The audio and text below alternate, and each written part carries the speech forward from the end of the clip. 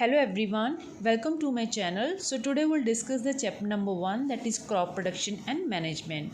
Crop production and management, this has been taken from the NCERT science book of grade 8. So before starting the chapter, I request you आप अपनी notebook और अपने साथ जो है pen रखें ताकि जो भी इस चैप्टर में important question होगा और जिस क्वेश्चन में कौन कौन से स्टेप आपको लिखने होंगे so it will be easier for you. आप साथ साथ में नोट करते रहना कि कौन सा क्वेश्चन है MCQ बन सकता है या कौन सा क्वेश्चन लॉन्ग या शॉर्ट क्वेश्चन बन सकता है. Right, so let's get started. So जैसे कि चैप्टर का नाम बताता है क्रॉप प्रोडक्शन एंड मैनेजमेंट, किसी भी क्रॉप को कैसे प्रोड्यूस किया जाता है, this we are going to know about किसी भी क्रॉप को कैसे प्रोड्यूस किया जाता है. उससे पहले हमें ये जानना हो कि क्रॉप होती क्या है. ठीक है, अब जैसे क्रॉप को प्रोड्यूस कैसे करेंगे, उसमें कौन कौन से स्टेप होंगे, और फिर जो हमारे पास क्रॉप कट के आ गई है उसको संभालना भी तो है ना. ऐसे तो नहीं हम सारी मेहनत वेस्ट कर देंगे क्योंकि क्रॉप प्रोड्यूस करने के लिए बहुत ज़्यादा मेहनत लगती है. राइट, सो बेसिकली जो है क्रॉप प्रोडक्शन की अगर बात करें तो हम जो जितने भी हम we all are human beings जो हैं उनको फूड चाहिए. फूड इधर we are getting from animals और प्लांट्स और बोथ. या तो हम फूड प्लांट से ले रहे हैं या एनिमल्स से ले रहे हैं या दोनों से ले रहे हैं. Basically non vegetarian they are also eating egg meat fish, तो that they are getting food from the animals. तो मोस्टली लोग जो हैं प्लांट से भी फूड लेते हैं. लेकिन हमारे जो कंट्री है उसकी पॉपुलेशन बहुत ज़्यादा है, तो हम चाहते हैं उसकी जो पॉपुलेशन ज़्यादा है उसके लिए क्या चाहिए, उसके लिए फूड भी ज़्यादा चाहिए. So why do we need food on a large scale? Because we have our growing population, we have large number of people in our country. तो उनकी नीड्स को सेटिस्फाई करने के लिए हमें क्रॉप को या फूड को उगाना पड़ेगा on a large scale. So question you can write here is, why do we need to grow crop on a large scale? Why do we need to grow crop on a large scale? Because we need to grow on a crop on a large scale because we have large number of people in our country. हमारे country में बहुत सारे लोग हैं जिसके लिए हमें जो है खाना जो है बनाना जो है हमारे लिए मैंडेटरी है. राइट, हमारी ज़िंदा रहने के लिए भी हमें खाना बहुत ज़रूरी है. Right now, in order to provide food for a large population, regular production, proper management and distribution is necessary. अगर हमें इतना पता चल गया कि हमारे देश की पॉपुलेशन बहुत ज़्यादा है तो उनको हमने खाना कैसे प्रोवाइड करना है, उसके लिए रेगुलर प्रोडक्शन होना चाहिए. ये नहीं कि आज खाना मिला है कल मिलेगा या नहीं. For that we need regular production. हमें रेगुलर प्रोडक्शन चाहिए. और जो हमने क्रॉप्स उगाई हैं उनकी प्रॉपर मैनेजमेंट भी होनी चाहिए. ये नहीं कि सिर्फ एक एरिया में खाना मिल रहा है दूसरे में नहीं मिल रहा है. So we need proper distribution. We need the distribution is also necessary. किसी भी क्रॉप को उगाने के लिए we have to follow certain practices and this is called agricultural practices. Right, अगर हम बात करें टिल 10,000 BCE पीपल जो थे नोमैडिक थे. What do you mean by nomadic people? Nomadic people are those that basically believe in hunting and gathering the food. So they were wandering in groups from place to place in search of food and shelter. They ate raw fruits and vegetables and started hunting animals for food. जैसे कि मैंने बताया कि they were nomads. So question here you can get is what do you mean by the term nomad? Nomad are the people that that wander in groups from place to place in search of food and shelter. ठीक है, so here you can also get the question, what do you mean by the term nomad? Right, क्योंकि ये they were wandering from place to place, they were also called, they are called hunters. क्योंकि वो food किसी को वो जानवर को मार के खा लेते थे. So they were basically hunting and gathering. कहीं से कोई प्लांट खाने को मिल गया, they were gathering those plant, and hunting कोई एनिमल खाने को मिल गया, they were killing those animals और हंटिंग दोज एनिमल. राइट, तो इस तरीके के जो जैसे जैसे ये हंटिंग एंड गैदरिंग करते रहे तो उन्होंने कुछ फ्रूट्स भी खाए, वेजिटेबल्स भी खाए. उसके बाद उन्होंने खुद अपनी जो है लैंड को कल्टीवेट करना शुरू किया और उन्होंने चावल, वीट और अदर फ्रूट क्रॉप उगानी शुरू की. जिस तरीके से जो है एग्रीकल्चर का बॉर्न हुआ, एग्रीकल्चर पैदा हुआ. So how agriculture were born? So हम बता सकते हैं early the people were nomads. They were wandering from place to place in search of food. Then they ate raw fruits and vegetable and later they could cultivate land and produce rice, wheat, and thus agriculture was born. तो फिर crop क्या होती है? When plants of the same kind are cultivated in one place on a large scale it is called crop. जैसे कि हम घर पे जो उगाते हैं, जैसे आपने देखा होगा हम लोग घर पे गमले में कोई चीज़ उगाते हैं, उसको हम क्रॉप नहीं बोलते, वो एक सब्सिस्टेंस फार्मिंग है। वो हमारी घर की नीड्स को, जो किचन गार्डनिंग करते हैं, घर पे छोटा सा एरिया होता है जहाँ पे कुछ सब्जियाँ उगा देते हैं, that is called subsistence farming. और उसको हम ये भी कहते हैं कि हम अपनी सिर्फ घर की नीड्स के लिए उगाते हैं, हम उसको क्रॉप नहीं कह सकते। लेकिन जब खेत जो होता है ना, एक ही टाइप के प्लांट्स उसमें ग्रो किए जाएं, that also on a large scale, ठीक है, that is called crop.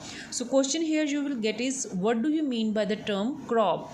So when plants of the same kind are cultivated at one place on a large scale it is called crop.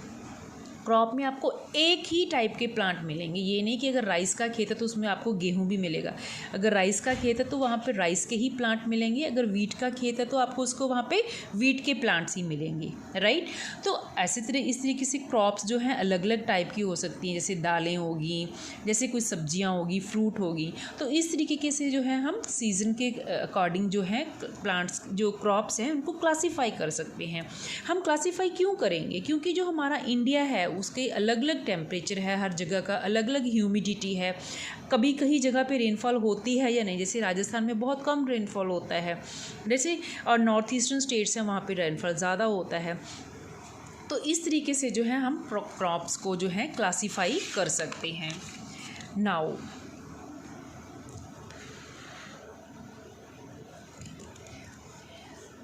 so what is meant by the term crop? You can write down the question what is meant by the term crop and how you can classify crops, ठीक है। So crop you know कि when plants of the same type are grown on a large scale that is called crop and we can classify into two broad cropping pattern, जैसे कि kharif crop कौन सी होती हैं? वो rainy season में उगाई जाती हैं, right. So the crops which are sown in the rainy season are called kharif crop. ये कब स्टार्ट होती हैं? जून टू सितंबर। आपको पता है जून जुलाई में बारिश होती है, सो जून में जो होता है इसको सो किया जाता है, इसको बीजा जाता है और सितंबर में इसकी कटिंग हो जाती है। Basically you can also get the question what are kharif crop. इसको आपको शॉर्ट नोट भी आ सकता है, व्हाट इज़ खारिफ क्रॉप। जो रेनी सीजन में उगाई जाए उनको खारिफ क्रॉप बोलते हैं। So they are grown from generally June और सितंबर नवंबर तक इसकी जो है कटिंग हो जाती है। इसकी एग्जांपल है paddy, maize, soybean, groundnut and cotton, they are the kharif crop. Basically बात करें हम राबी क्रॉप्स की। राबी क्रॉप्स क्या होती हैं? These are crops that are grown in winter season. कब? October to March. They are called rabi crops. So basically you have two types of crop. They are rainy season crops and winter season crop. तो kharif crop जो होती हैं rainy season में होती हैं, राबी crops किस में होती हैं? विंटर में होती हैं। This is very very important question and this will be definitely asked in the exam. तो आपको एक तो खारिफ क्रॉप बताना है कि कब होती हैं, रेनी सीजन में, और इसका मंथ मेंशन करना है जून टू सितंबर, और राबी विंटर अक्टूबर टू मार्च। उसके बाद आप लोगों को याद करना है paddy, maize, soybean, groundnut, they are called kharif crop. Rabi में आपको पास आएंगी wheat, gram, pea, mustard and linseed, right. इसी तरीके से एक जो क्रॉप होती हैं they are also called zaid crops. Let me tell you, they are called the zaid crops. It is not mention in the NCERT book. Zaid crops वो होती हैं, basically they are also called as summer season crop. Summer season crop ये बहुत थोड़े time के लिए होती हैं। कब से? March to June. इनको क्या चाहिए? They required warm, dry weather and longer day length for flowering. इसकी एग्जाम्पल कौन सी हैं? जैसे कि watermelon, then you have musk melon, then you have cucumber, then you have karela जिसको हम बोलते हैं बिटर गॉड, राइट। ये जैद क्रॉप्स हैं, भले एनसीईआरटी में मेंशन नहीं है. This is also very very important question. So what are zaid crops? Zaid crop summer season crop होती है, मार्च टू जून में इनको उगाया जाता है. सबसे इंपॉर्टेंट बात यह है कि इनको वार्म ड्राई वेदर चाहिए and they need longer day length. जब दिन की लेंथ ज़्यादा होती है, आपको पता है सर्दियों में जो है दिन छोटा होता है और रात बड़ी होती है, इसी तरीके से गर्मियों में जो है दिन बड़ा होता है. वार्म ड्राई वेदर, आपको वार्म ड्राई वेदर चाहिए and longer day length for flowering. इनकी जो प्लांट्स की फ्लावरिंग होती है ना, उसके लिए इनको लॉन्गर डे लेंथ चाहिए. तो ये बेसिकली कब होती है? Summer season, right. तो जैसे आपने देखा होगा खरबूजा होता है, खखड़ी होती है, खीरा होता है, ये सब जो होती हैं ये आपको रेनी सीज़न से पहले पहले अवेलेबल होंगी. जैसे ही रेनी सीज़न आएगा ये जो है क्रॉप्स हैं स्पॉइल्ड हो जाती हैं, right. I hope you can add this also, that is the zaid crop. तो बेसिकली किसी भी क्रॉप को उगाने के लिए basic practice of crop production. So here you will, this is very very important question, what are the basic practice of crop production, right. Now एक question ये भी है कि जैसे पैडी है, that why can't it be grown in the winter season. You have seen here kharif crop में देख सकते हैं यहाँ पे पैडी मेंशन की है. तो आपको ये क्वेश्चन भी आ सकता है, why paddy can not be grown in the winter season. क्योंकि जो पैडी जो राइस है ना, that require large amount of water, therefore it is grown only in the rainy season. तो वो रेनी सीजन में उगेगी. अगर हम उसको विंटर में उगाएंगे या समर सीजन में उगाएंगे, जब बारिश नहीं होती है, it will not flourish, it will not grow. So this is also one of the very important question, why paddy can't be grown in the winter season, right. Now, cultivation of crop involves several activities undertaken by farmers over a period of time. किसी भी crop को grow up करने के लिए जो है हमें time लगता है और उसके लिए हमें कुछ एक्टिविटीज़ परफॉर्म करती हैं, एंड दीज एक्टिविटीज़ और task are refer to as the agricultural practices. Now you will get the question, what is agricultural practices? So cultivation of crops involves several activities undertaken by farmer, and these activities are referred to as agricultural practices. So basically you have 8 practices, and each one of can be asked in the form of short note. Write a short note on preparation of soil, write a short note on sowing, what is difference between manure and fertilizer. इस तरीके से आपको ये सब आपको बहुत जो है इसको आप अच्छे से याद करोगे. सबसे पहला जो है आपने जो है सॉइल को प्रिपेयर करना है. सॉइल को प्रिपेयर क्यों करना है? क्योंकि सॉइल में तो हमने किसी भी बीज को बोना है, ठीक है. पहले हमने सॉइल को प्रिपेयर किया कि सॉइल से तो प्लांट को न्यूट्रिएंट मिलेंगे, फिर उसके लिए हम उसमें बीज बोएंगे, ठीक है. हमारा बीज अच्छे से फ्लोरिश हो, हम उसको मैन्योर एंड फर्टिलाइजर देंगे, हम उसको अच्छा खाना देंगे, फिर हम अच्छा खाना देने के साथ उसको पानी भी देंगे. Then we need irrigation.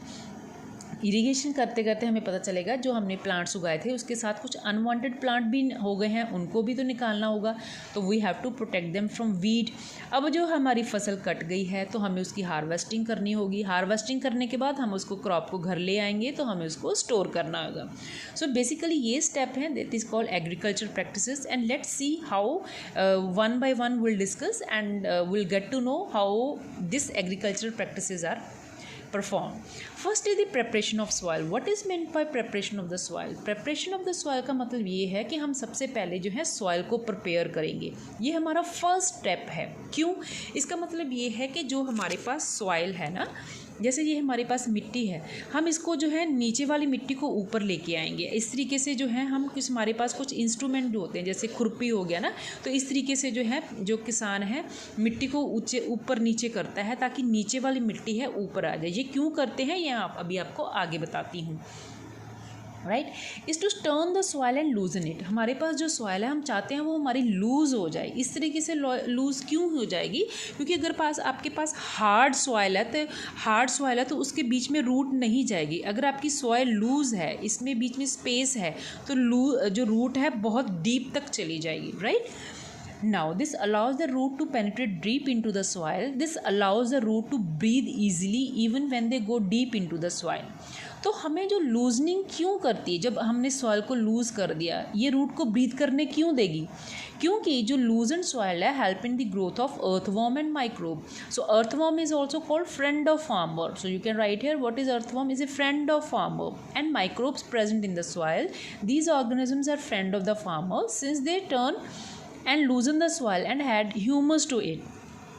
Right आपने कभी देखा होगा जिस जगह पे मिट्टी में जो होते हैं अर्थवॉर्म होते हैं, वो सॉइल के ना छोटे छोटे इस तरीके के वो क्या करते हैं, जो अर्थवॉर्म है ना सॉइल को इस तरीके से छोटे छोटे उसको लूज़ करता जाता है। राइट इस तरीके से जो है जो सॉइल है वो ज़्यादा एयरी हो जाती है, और उससे क्या होता है, उसमें माइक्रोब्स भी होते हैं जिससे जो है प्लांट की अच्छी ग्रोथ होती है, और इससे जो है ह्यूमस भी होता है। इसमें देखते हैं कि जो सॉइल होती है उसमें डेड डिकेइंग लीव्स भी होते हैं प्लांट्स के, तो basically that add humus to the soil. Now but why the soil needs to be turned loosen? हमें सॉइल को लूज़ क्यों करना है?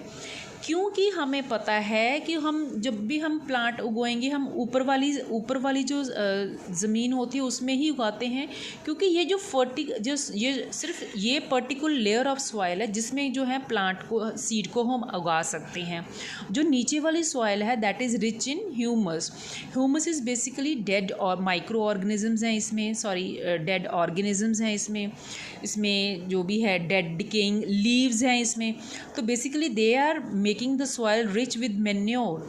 तो हम चाहते हैं कि नीचे वाली सॉइल ऊपर आ जाए, क्योंकि हम ऊपर वाले में जो है हम crop उगाएंगे, because only few centimeter of the top layer of the soil support plant growth. Turning and loosening of soil bring the nutrient rich soil to the top so that plants can use these nutrients. So you have got the question, why the soil needs to be turned and loosened?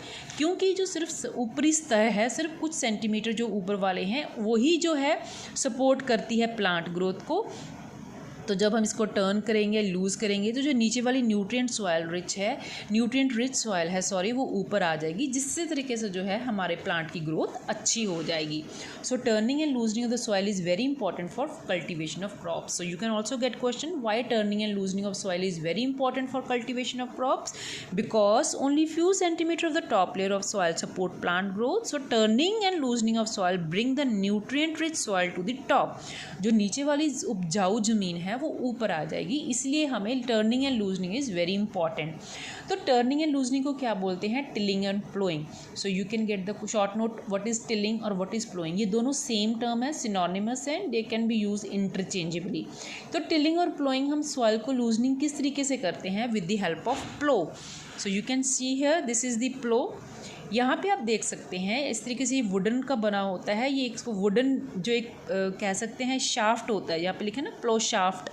तो ये जो beam है ये bullocks है ना, aux है, उसकी गर्दन के ऊपर रेस्ट करते हैं। ये वुडन है, ये वाला पोर्शन जो है ना, दिस इज ट्रायंगुलर पार्ट, ये ज़मीन में जाता है, और जो है ये नाउ यू कैन सी ये ज़मीन में जाता है, और जो नीचे वाली ज़मीन है उसको ऊपर कर देता है।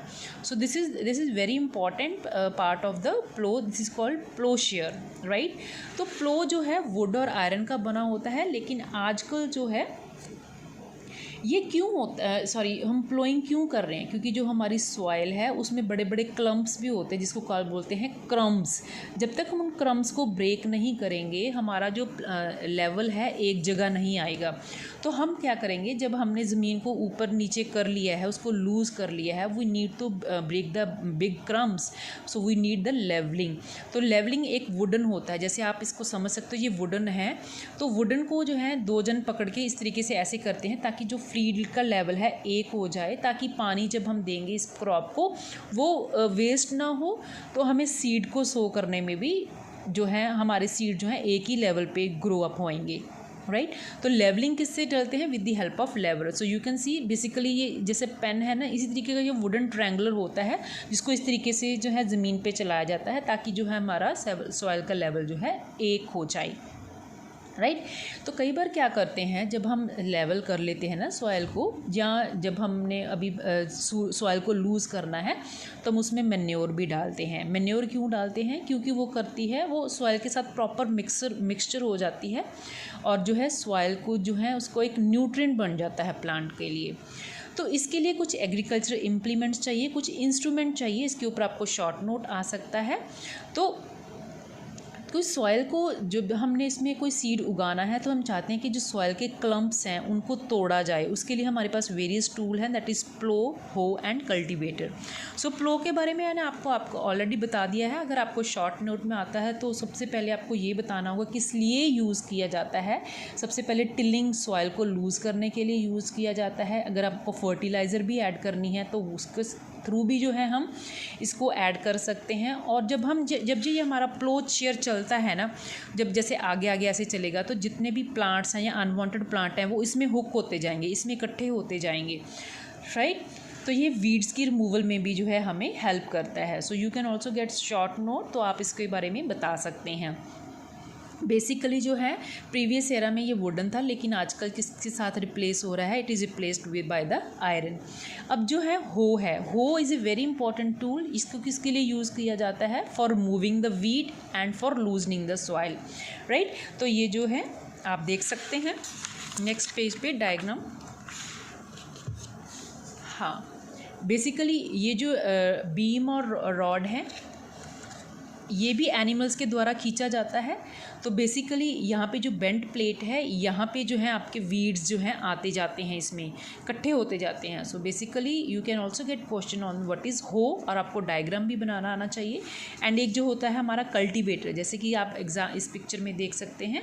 कल्टीवेटर बेसिकली क्या है, यहाँ पे जो है जो प्लोइंग या ज़मीन में जो है हल जिसको बोलते हैं ना, जो आयरन के बने होते हैं हल, इसमें जो यूज़ किए जाते हैं with the help of tractor, right. तो हमें कल्टीवेटर का फ़ायदा क्या है कि ये जो है हमारा लेबर और टाइम को सेव करते हैं। अगर हम प्लो से लगे रहेंगे ना या हो से लगे रहेंगे, it is more time consuming because it is done with the help of animal. तो बेसिकली कल्टीवेटर किससे हेल्प करता है, हमें ट्रैक्टर के साथ करता है। अब जो है हम जानते हैं कि हमारी जो सॉइल है रेडी होगी। अब हमने उसमें क्या उगाना है, सीड उगाने हैं। सीड उगाना कैसा चाहिए, गुड क्वालिटी का होना चाहिए, सीड साफ़ होना चाहिए, सीड हेल्दी होना चाहिए, ठीक है। इसलिए हमेशा good variety of seed he use किए जाते हैं। एक यहाँ पे आपको टर्म आ सकती है, what is NSC। It is the national seed corporation, it is national seeds corporation. ये क्या करती है, ये फार्मर्स को अच्छी क्वालिटी के सीड जो हैं प्रोवाइड करती है। So this is abbreviation, it can be asked. इस तरीके से हैं जो है आपको अच्छी क्वालिटी के सीड्स जो हैं आपको प्रोवाइड करेगी। तो बेसिकली जो सीड आपका कहना चाहिए, अच्छी क्वालिटी का सीड नहीं होगा तो अच्छी क्वालिटी की क्रॉप नहीं होगी। अगर क्लीन नहीं होगा तो वो उगेगा ही नहीं। अगर हेल्दी नहीं होगा तो आपका जो यील्ड होगा वो भी अच्छा नहीं होगा। तो फार्मर हमेशा क्यों प्रेफर करते हैं, they always prefer high yield. हमें वो चाहते हैं कि हम जितनी उगा रहे हैं क्रॉप के लिए सीड, हम चाहते हैं सीड से कहीं दुगना जो तिगना जो है हमारे पास यील्ड आए, ठीक है। तो इसलिए हमें हेल्दी सीड, तो हम सिलेक्शन ऑफ सीड्स क्या करेंगे। सीड के लिए क्या करना है, आप किसी मार्केट में जाएंगे या आपके घर में जो है सीड्स पड़े हैं, तो आपको क्या करना है, बकेट लेना है, उसमें पानी डालना है और उसके बीच में आपने क्या करना है, सीड्स डाल देने हैं। जो भी अनवांटेड सीड होंगे, जो हमें सीड नहीं चाहिए या डिफेक्टेड सीड होंगे, वो क्या करेंगे, वो फ्लोट कर जाएंगे ऊपर, that will float on the surface of the water. जबकि जो सही क्वालिटी के सीड होंगे या क्लीन सीड होंगे या सेफ सीड होंगे या गुड सीड्स होंगे, दैट विल सेटल डाउन। तो ये एक बहुत अच्छा मेथड है how you can separate the defective seed from the good seeds. तो उसके लिए क्लीन सीड्स, उसके लिए हमें क्या करना है, पानी में डालकर जो है जो सीड ऊपर तर जाएगा उसको बोलते हैं, वो डिफेक्टिव होगा और हम उसको वो that will float on the water, और उसको हम जो है या डैमेज सीड है हम उनको निकाल देंगे। क्यों, जो डैमेज सीड होता है ना वो अंदर से खाली हो जाता है और वो हल्का हो जाता है, therefore they float on water. So एक तो आपको ये क्वेश्चन आ जाता है, how you can separate the defective seed और why the damage seed float on the water. क्योंकि जो डैमेज सीड होता है वो हॉलो हो जाता है और लाइट हो जाता है, इसलिए वो फ्लोट करने लग जाता है। और अब जब हमें सीड को सो करना है, सीड को बीजना, तो हमारे पास कुछ ट्रेडिशनल टूल हैं, जैसे कि आप देख सकते हैं ट्रेडिशनल टूल। यहाँ पे जो है फनल लगी होती है, फनल में इसमें सीड डालते हैं, ये जो है ऑक्स आगे चलता जाता है, तो ये जो है जो हमारे जो है सीड है इसमें बीजे जाते हैं, ठीक है। अगर आपके पास ये टूल भी नहीं है तो एक इंसान क्या करते हैं, ऐसे ऐसे सिंपली हाथ में ले लेते हैं सीड और इसको ऐसे ऐसे ऐसे जो है फेंकते जाते हैं ज़मीन में। उस टर्म को बोलते हैं manual sowing of seed is called broadcasting. It is called broadcasting. So this is very important question. This can be asked in the exam. What is broadcasting? The manual sowing of the seed is called as broadcasting. लेकिन broadcasting एक अच्छा method नहीं है, क्योंकि आप ज़मीन में इसी तरीके से ही जो है सीड इस तरीके से फेंकते जाओगे तो जो पंछी हैं वो उसको खा सकते हैं, और एक तरह से आपको प्रॉपर डेप्थ का पता नहीं होगा, क्योंकि कोई भी सीड ग्रो करना उसके लिए प्रॉपर डेप्थ आपको पता होना चाहिए, कितनी पे ग्रो करना, उसमें प्रॉपर स्पेसिंग भी होना चाहिए. सो बेसिकली जो हमारा ट्रेडिशनल टूल है इसमें जो है ये काफ़ी हेल्पफुल रहता है.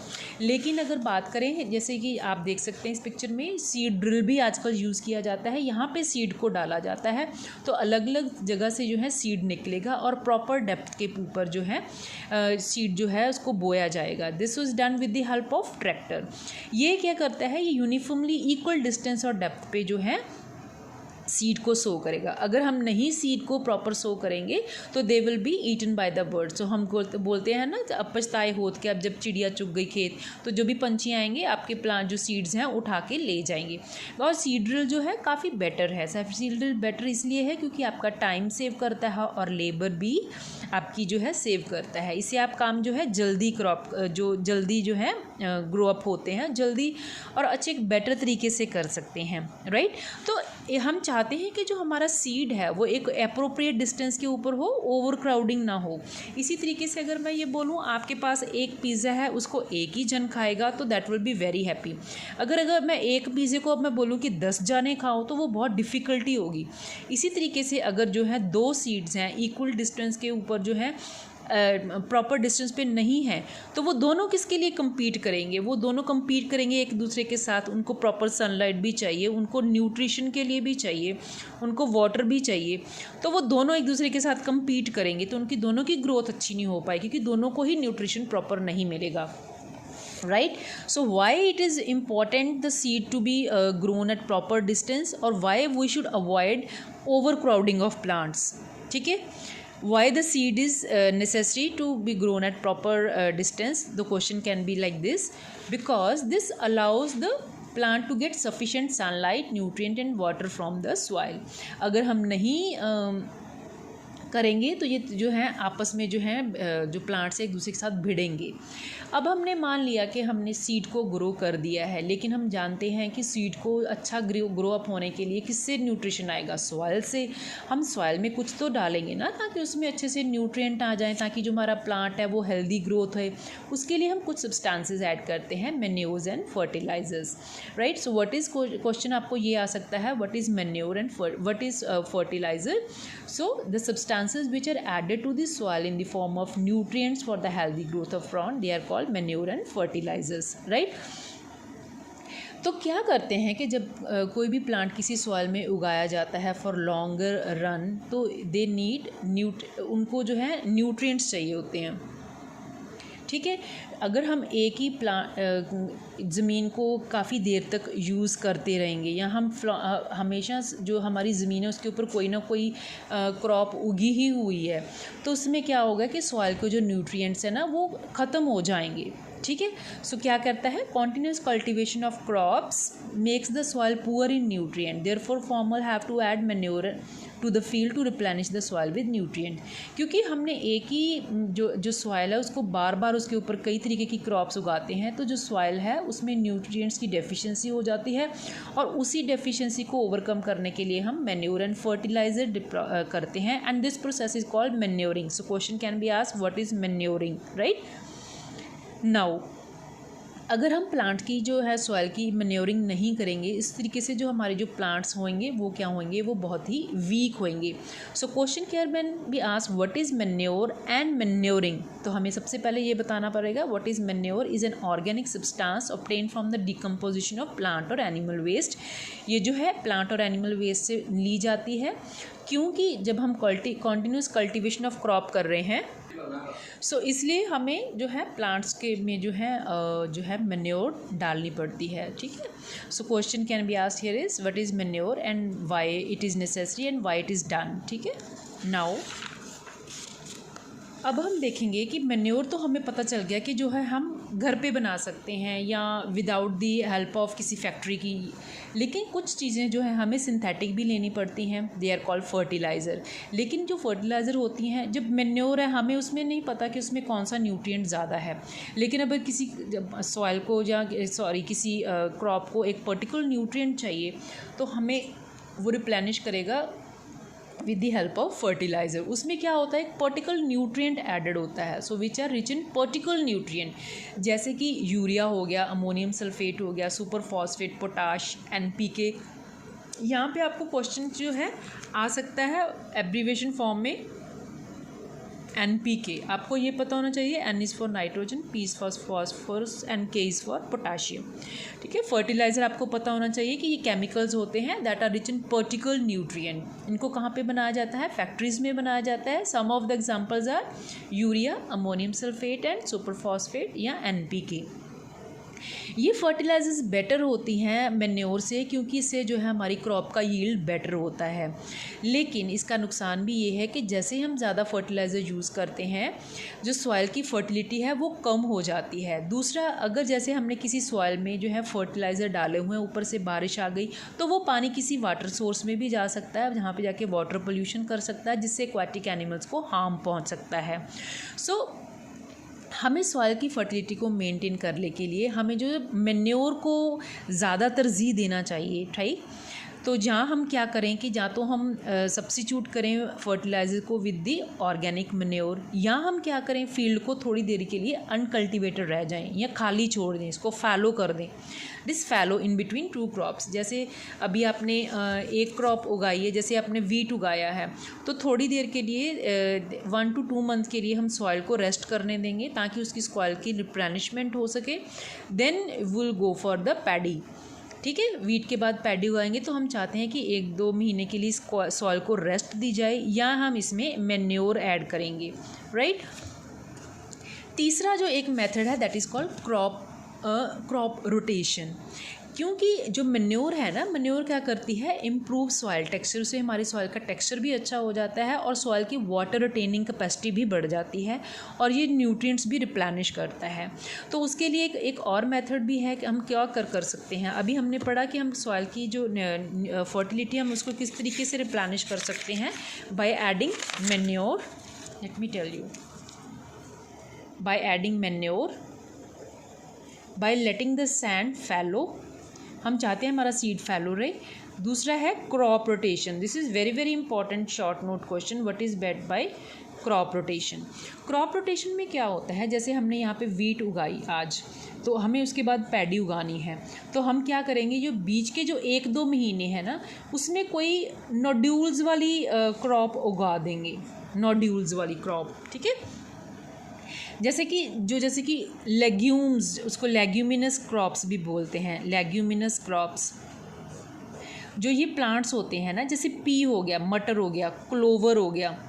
क्लोवर क्या है, फॉडर फॉर द प्लांट, गाय भैंस के लिए जो भूसा होता है उसको बोलते हैं फॉडर।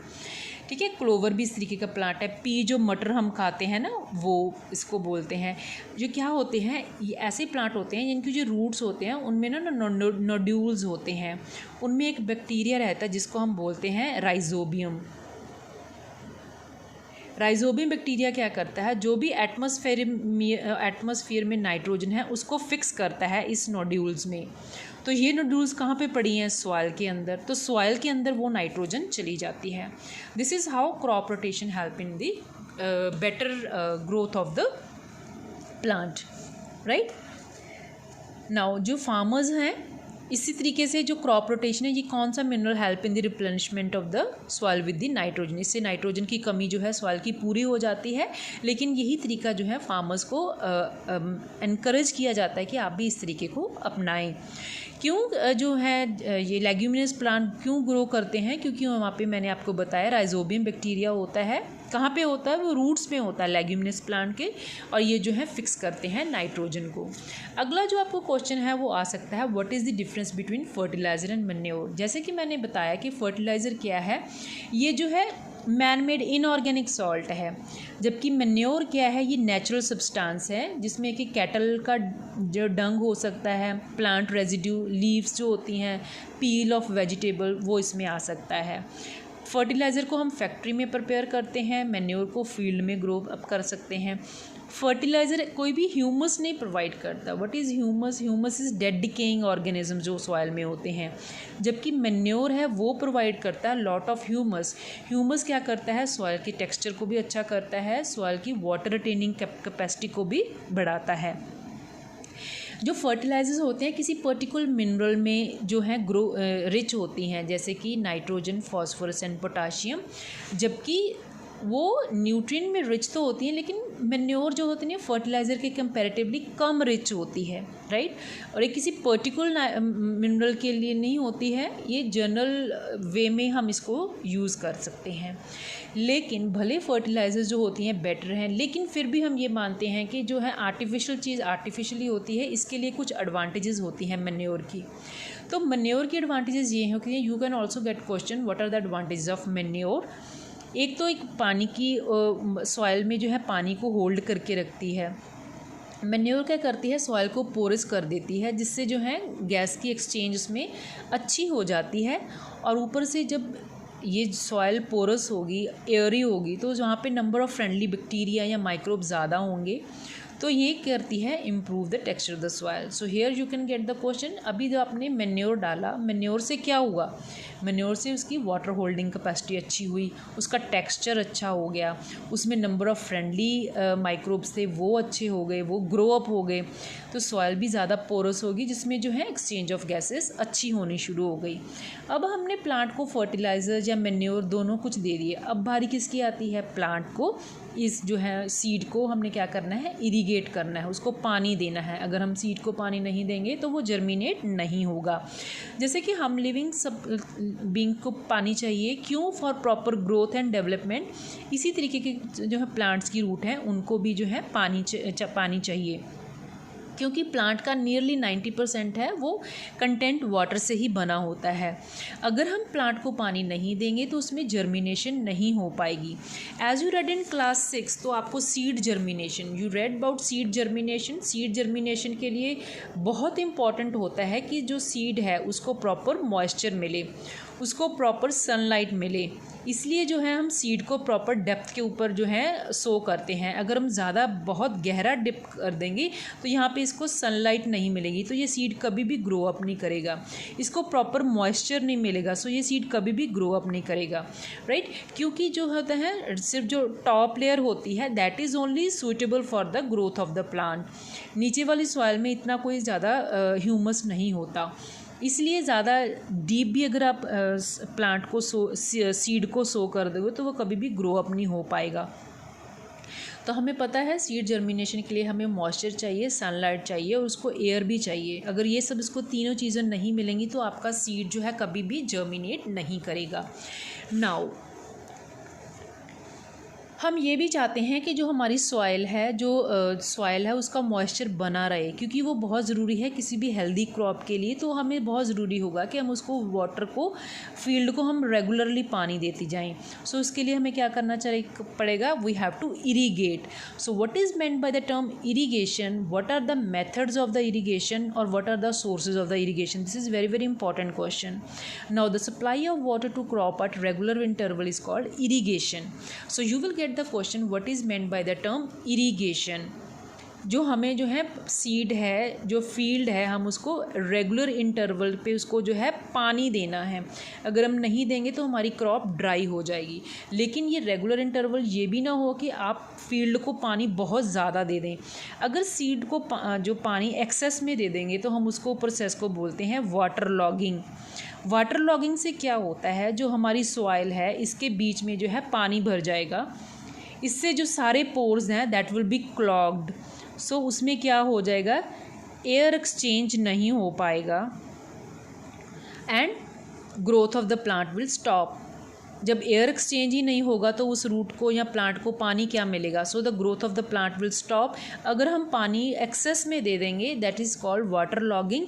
इससे क्या हो जाते हैं, सॉइल के पोर जो है क्लॉग हो जाते हैं। It will stop the air exchange and growth will be hampered, और हमारा सीड जो है कभी भी मैच्योर नहीं हो पाएगा।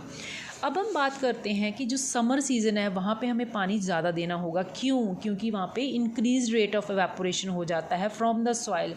आपको पता है जो evaporation is a surface phenomenon, जो अभी आप खेत में पानी डालोगे वो ऊपर से जल्दी उड़ जाएगा। और रेट ऑफ ट्रांसपीरेशन भी तो ज़्यादा होता है इन केस ऑफ समर में रेट ऑफ ट्रांसपीरेशन भी ज़्यादा होता है और रेट ऑफ एवेपोरेशन भी ज़्यादा होता है। इसलिए हमें समर में जो है क्रॉप को रेगुलरली जो है पानी देना पड़ता है। So what are the various sources of irrigation? कहाँ से दे सकते हैं हम? किसी वेल से दे सकते हैं, ट्यूबवेल से, pond, lake, river, dam and canal. So this is also very important question, what are the sources of the irrigation. अब हम बात करते हैं कुछ जो है ट्रेडिशनल मेथड्स हैं हमारे पास, कुछ जो है मॉडर्न मेथड हैं। इरिगेशन के जो है ट्रेडिशनल मेथड हैं उसमें कैटल या ह्यूमन लेबर को यूज़ किया जाता था क्योंकि ये लेस एफिशिएंट थे। जैसे कि हम देख सकते हैं मोथ सिस्टम, इसको पुली सिस्टम भी कह सकते हैं, जैसे कि आप पिक्चर में देख सकते हैं।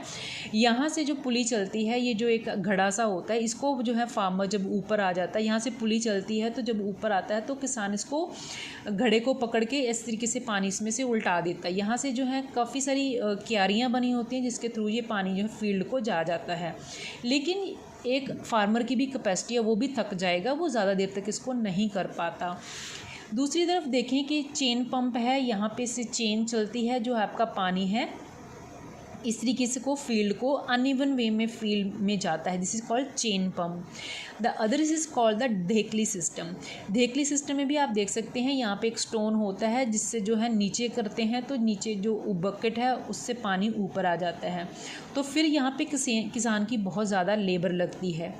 अब हम बात करते हैं राहत सिस्टम की। राहत सिस्टम की यहाँ पे लीवर सिस्टम होता है कि जिस तरीके से ये फॉक्स इस तरीके से घूमता जाएगा, ये जो पानी है यहाँ से पानी जो नीचे से जो है जब ये गोल चक्कर व्हील इस तरीके से घूमेगा, ये सारे मग जो हैं उल्टे हो जाएंगे, इससे जो पानी यहाँ पे आ जाएगा इस तरीके से जो है फील्ड को पानी जाएगा। क्योंकि ये जो है हमारे ट्रेडिशनल मेथड हैं ये कुछ खास एफिशिएंट नहीं है। बाकी ये जो है ह्यूमन लेबर की कंजप्शन होती है, उसमें कैटल कंजप्शन होती है, तो they are not very useful method. तो हम इसके लिए या तो हम इसको जो पंप यहाँ पे यूज़ करते हैं पानी को खींचने के लिए, इसके लिए बायोगैस, डीजल, इलेक्ट्रिसिटी या सोलर गैस का जो है प्रयोग किया जाता है। लेकिन क्योंकि ये ज़्यादा चीप हैं, लेकिन और no doubt they are cheap but they are less efficient, तो इसलिए हम जो है आजकल मॉडर्न मेथड ऑफ इरीगेशन करते हैं। So this is also very very important question, what are the modern methods of irrigation. Modern method में क्या होता है, आपके पास दो सिस्टम है, what is sprinkler system and another is the drip system. Sprinkler system में जैसे कि बूंद बूंद करके पानी, स्प्रिंकलर जैसे स्प्रिंकलर कैसे छिड़कता है, जैसे बारिश में पानी आता है ना, राइट।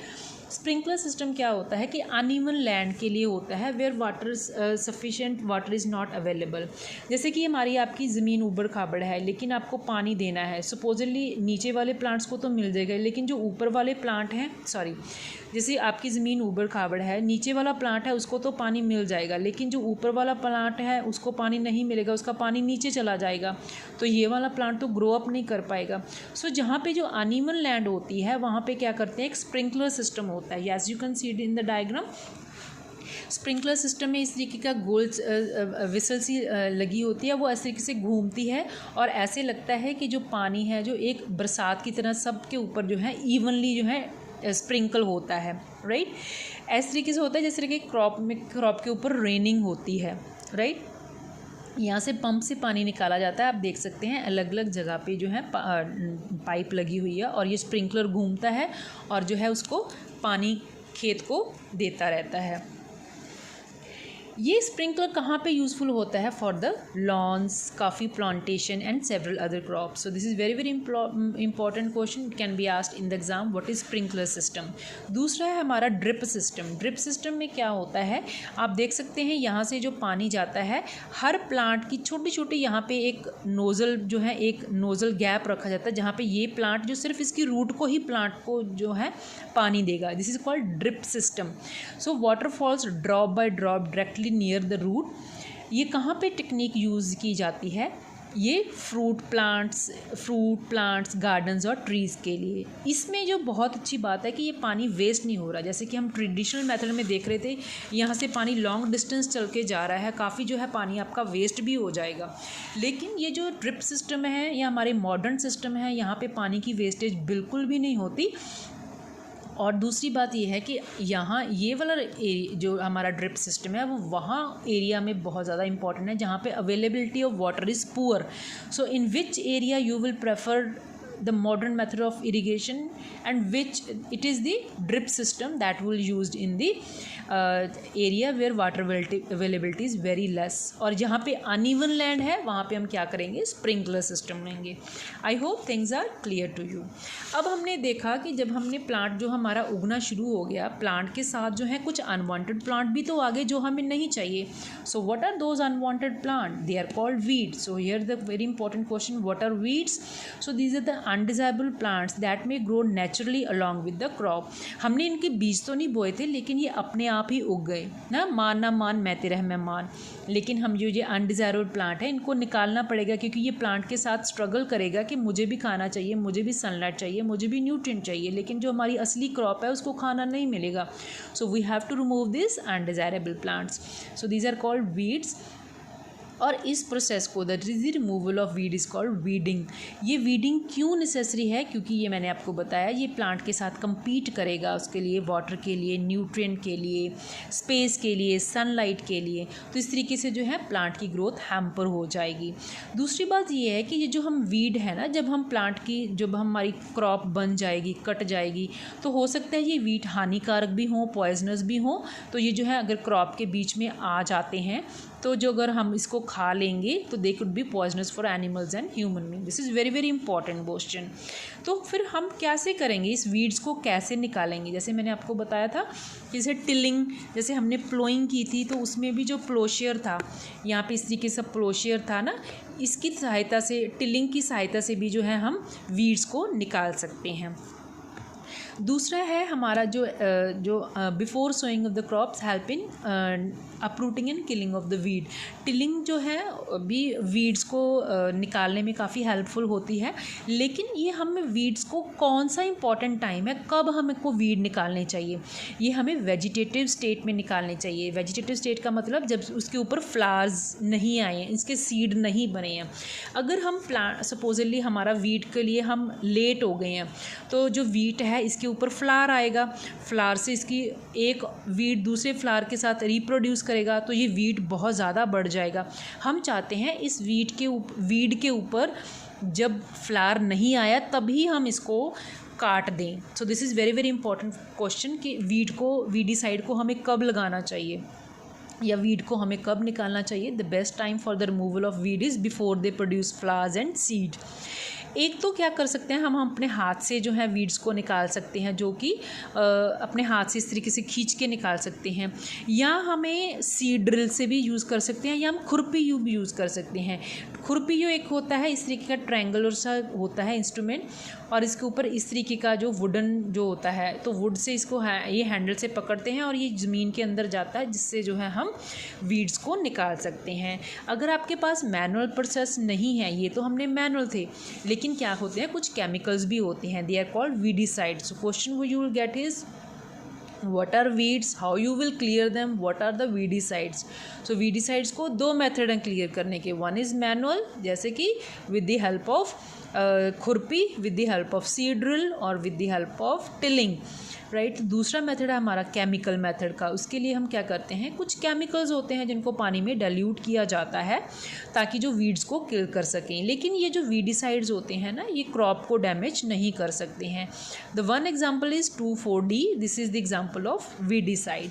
तो क्या करता है फार्मर जो है इस तरीके से अपना माउथ और अपने जो है आइज़ को अच्छे से कवर करता है, क्योंकि वीडीसाइड्स क्या होते हैं, पॉइजनस होते हैं। और सबसे इम्पॉर्टेंट बात है कि वीडीसाइड को कब हमने स्प्रे करना है, during the vegetative growth before flowering and seed formation.